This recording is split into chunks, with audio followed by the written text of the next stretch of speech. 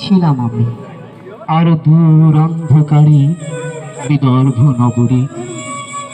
আমি ক্লান্ত প্রাণে, চারিদিকে জীবনের সমুদ্র সফিন। আমার দুদণ্ড শান্তি দিয়েছিল নাটোরের সেই বনলতা সেন। চুলতার কবেকার অন্ধকার বিদিশার নেশা, মুক্তার শ্রাবস্তির কারুকার্য, অতি দূর সমুদ্রের পর হাল ভেঙে যে নাবিক হারাইছে দিশা। সবুজ ঘাসের দেশ যখন সে চোখে দেখে দারুচিনি দ্বীপের ভেতর, তেমনি দেখেছে তারে অন্ধকারে। বলেছে সে এতদিন কোথায় ছিলেন, পাখির নীরের মতো চোখ তুলে নাটোরের বনলতা সেন।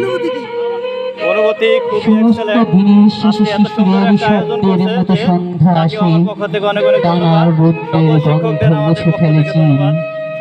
পৃথিবীর সব রং নিভে গেলে পাণ্ডুলিপি করে আয়োজন।